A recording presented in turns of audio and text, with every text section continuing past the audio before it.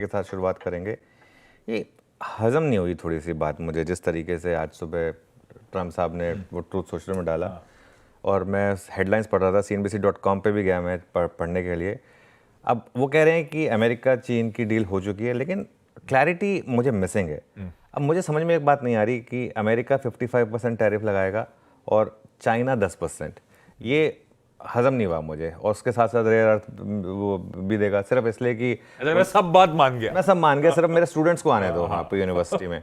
मतलब बात समझ से परे, वो भी चीन जैसी इकोनॉमी जो एक समय वर्ल्ड की सबसे स्ट्रॉन्गेस्ट इकोनॉमी है, विदाउट अ डाउट सबसे स्ट्रॉन्गेस्ट इकोनॉमी है, सबसे रेजिलिएंट इकोनॉमी है जो वर्ल्ड की इस समय, उसमें। और थोड़ी डोनाल्ड ट्रंप की आदत भी है, थोड़ा सा वो डोनाल्ड ट्रंप पहले समय से पहले वो भारत पाकिस्तान के टाइम पे भी यही हुआ था। मतलब हम हमारे अनाउंसमेंट से पहले खुद जाके उन्होंने अनाउंसमेंट कर दिया और क्रेडिट ले लिया। तो उनकी थोड़ी सी आदत है ये हर चीज़ में पहले क्रेडिट लेने की, कि मैंने करा दिया, मुझे कोई बोलता नहीं लेकिन मैंने करा दिया। तो वो उन्होंने ये बात कहा है, अभी उन्होंने ट्रूथ सोशल पर लिखी है ये बात, लेकिन चाइना ने अब तक ऑफिशियली पुष्टि नहीं करी है आशीष। लेकिन अब देखिए वो प्रेसिडेंट हैं, अब ऑब्वियसली गलत तो नहीं बोलेंगे। ये तो डील तो हुई है कुछ ना कुछ, अब वो किस तरीके से हुई है, कॉन्टूर्स क्या हैं, ये सब। लेकिन आपने एक चीज़ नोटिस करी, मार्केट में रत्ती भर इम्पैक्ट नहीं है। अब मार्केट उस स्टेज पर आ गया है जहाँ पर अब ये मामला जो है ना, अब मार्केट बस मोरलेस डन डील है। अब आ गया, नहीं आया। लेकिन एक चीज़ जो आज ग्लोबल क्यूज में मैं काफ़ी फोकस करना चाहता हूँ, हमने अब तक इसको इग्नोर करा है। धीरे धीरे क्रूड बढ़ रहा है। हम $60 पर थे करीब एक महीने पहले, कल एकदम से $70, 5% भागे हैं हम। ये जो आप देख रहे हैं एशियन सेशन में, इसके लिए आपको डाउन दिखाई देगा, लेकिन कल जो ओवरनाइट सेशन था उसमें हम $70 तक पहुंच गए हैं ब्रेंट पर। कल एनर्जी स्टॉक्स काफ़ी चले थे। आई थिंक मार्केट ये सेंस कर रहा है, ऑयल इंडिया, ओएनजीसी जैसे स्टॉक्स, यहाँ पर अच्छी खासी रौनक देखने को मिली है। लेकिन मैं इस पर किस लिए फोकस करना चाहता हूँ, ये एल्गो ट्रेड इसमें नॉर्मली प्ले आउट होती है। जब ऑयल इस तरीके से भागता है, आईटी आउट परफॉर्म करता है और बैंक्स थोड़ा सा अंडर परफॉर्म करते हैं, और ये वैसे भी इस हफ्ते की थीम रही है। तो आज भी शायद कुछ समय के लिए, एटलीस्ट ओपनिंग में तो आईटी आउट परफॉर्म करे और बैंक निफ्टी अंडर परफॉर्म करे, ये पॉसिबल है। अच्छा, एफआईएस की थोड़ी सी बिकवाली लौटी है कैश मार्केट में। कल तो मुझे लगता नहीं कि कोई बहुत ज़्यादा ब्लॉक डील्स भी थे, कोई एबी कैपिटल छोटा सा ब्लॉक था, है ना उसमें।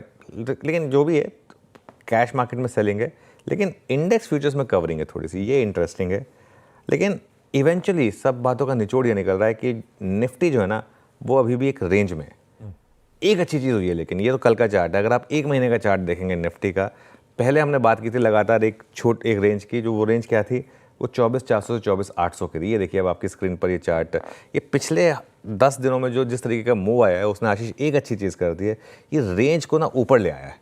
अब हमारी रेंज हो गई है 24,800 से 25,200 की। पहले 24,400 से 24,800 की वो रेंज थी, हम 24,800 पे फिसलते थे, 24,400 पे सपोर्ट लेते थे। अब उल्टा हो गया, अब ये रेंज जो है 24,800 से 25,200 की होगी।